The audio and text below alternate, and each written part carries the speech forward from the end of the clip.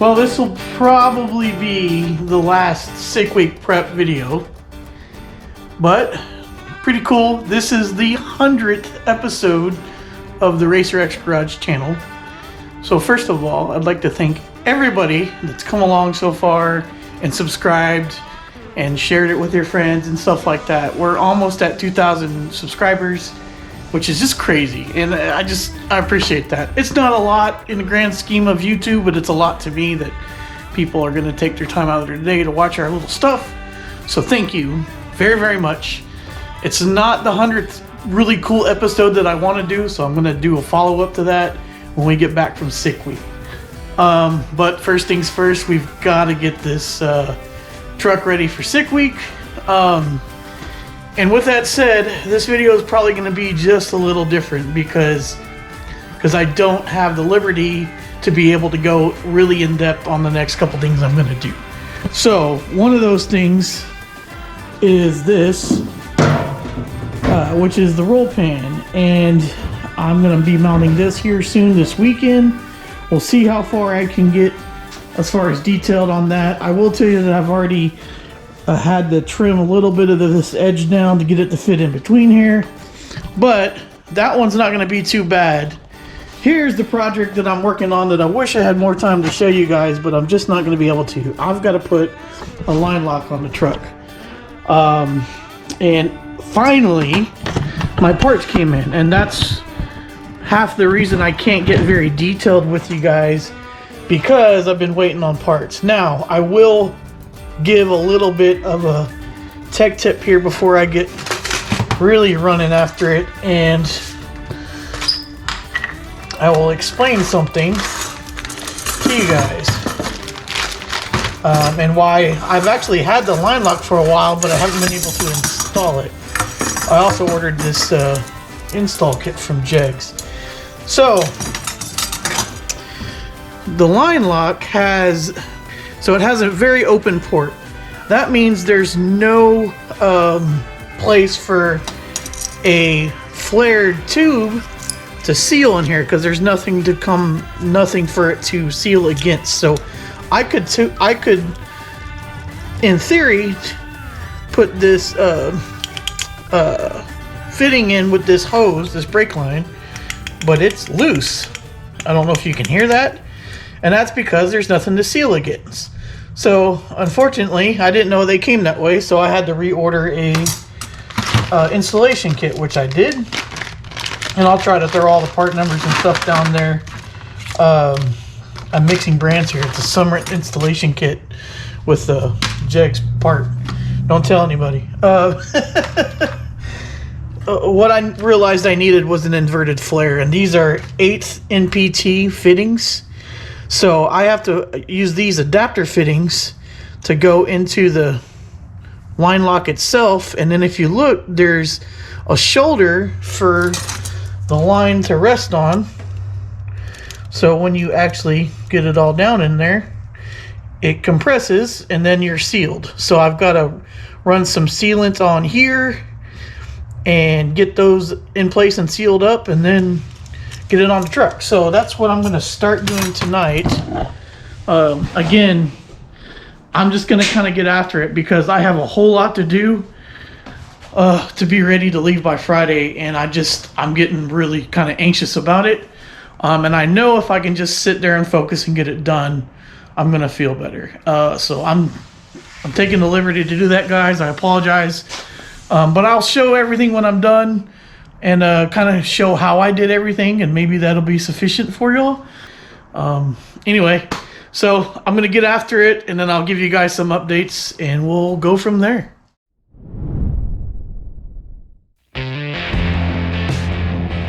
Well, howdy. I'm under the truck. I just wrapped up this installation of the line lock, so give you all a pretty good look at it. This line's a little funky because just the way it exits and everything, but got it done. Kind of just watching for some leaks right now. I'm gonna have to bleed the front, but if this part's done, then I mean, I just have to wire it all up and stuff, so that'll be great. Let's hope it doesn't leak. It was leaking a little bit right here. I just snugged it up a little bit more. Sorry for the waves on the camera, the light just does that. But that's the proportioning valve. This is the splitter for the front brakes. So that's in line. I got a self tapper kind of in there, but it ain't going anywhere. Especially since I said that just now.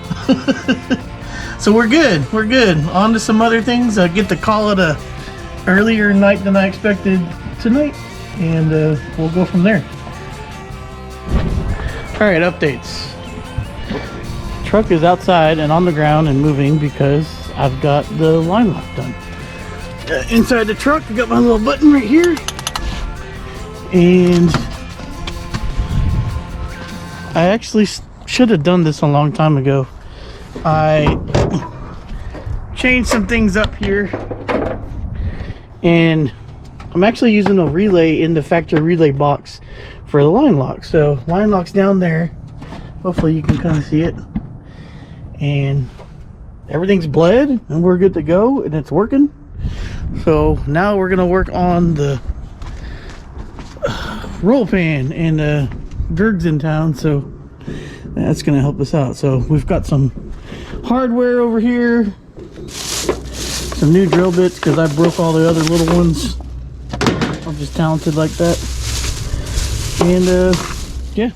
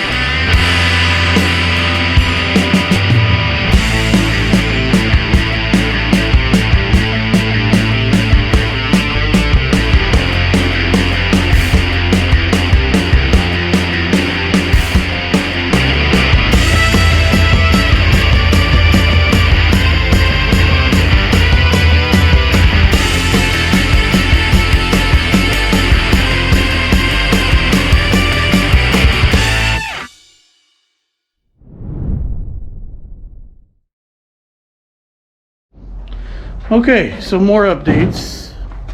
Greg is manhandling the tailgate off the truck.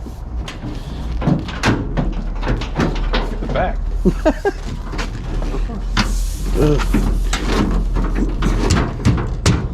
What the heck? Drop it down some and see if it'll come off. There it goes. Alright, so we got the roll pan on, and we use the body lines here to line it up, which makes sense to me, but we found out there's some interference with the tailgate when you do that. So at this point in time, we're just gonna, yeah, you can see the scraping right there. we don't have time to really mess around with that too much, so I think we're just gonna go with as is and prime it. But this is pretty cool. We're just able to put a couple nuts and bolts and then brackets right here. Oh, you can see what we can. Anyway, in the corners. And we're making progress. So I'm gonna pull it back off and clean it up and prime it. And man, we've got a lot done today. So we're making progress. I feel so much better. Sick week is gonna be a whole lot more comfortable if we're not doing everything at the last minute. So yeah, let's get this thing off and primer it.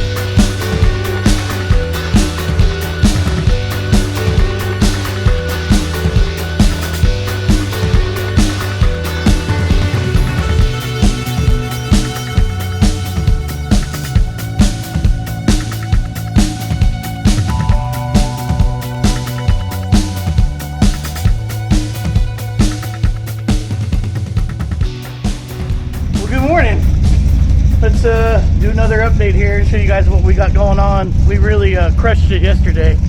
So roll pan is on, license plate light, everything works. Drilled the hole for the battery cutoff. That looks really good. I've got a couple more things to do today, but air filter. Air filter is on. It's a better one than I had before.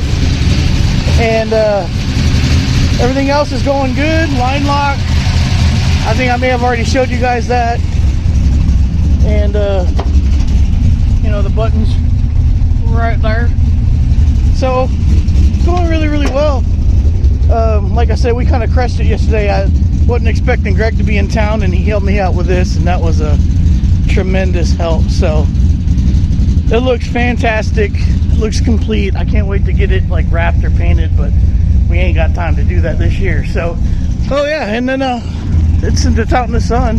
You probably noticed it, but I changed the decals up a little bit, pulled it off the back window. We got it on the bed, and it looks really nice. And I couldn't be happier with it. So I'm gonna go run some errands and get some other things and finish up. I think we're pretty good to go. Monday, January 31st, and we got a lot done over the weekend that you guys saw, but I want to show you what we're working with right now. Yeah, some fantastic weather. I'm glad I pulled the trailer out of the backyard when I did. I looked at the weather, saw it was going to be wet, and I didn't want to get my truck stuck pulling that thing out, so that was pretty smart for me. But here's the bad thing, or it's not too bad, is I can't really get to the race week trailer or the sick week trailer, whatever you want to call it, the trailer for the drag and drive. And I would really like to have that here so I could start figuring out how to pack it. Luckily tomorrow it's actually supposed to be pretty nice, maybe just cloudy, and maybe not too bad on Wednesday either.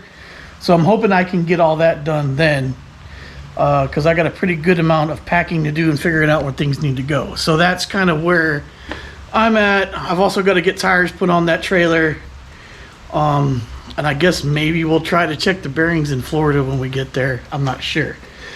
There's another development too.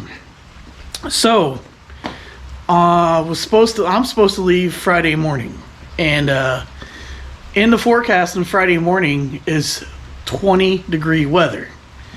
That's not too big of a deal when it comes to just making sure my truck, you know, has a heater and staying warm. Like it wouldn't be too much fun. But the Dakota only has water and water wetter in it. So I'm pretty concerned about that stuff freezing over when we're driving, because you're going to have that extra wind. I don't know much about this stuff because it doesn't really freeze or snow down in Texas. Last year, we had that crazy big freeze that was like 19 degrees for a couple days. And Gramps, the blue Dakota that we have, if you know what I'm talking about, it popped a freeze plug out. Like full on popped the freeze plug right out of the block. So it got cold enough then to do it, and that would end me if this block cracked. So I've got to figure out what I'm going to do. Am I going to drain it tomorrow so that it's empty when I put it on the trailer and it's not going to be a problem? But then I have to fill it up when I get to Florida, you know?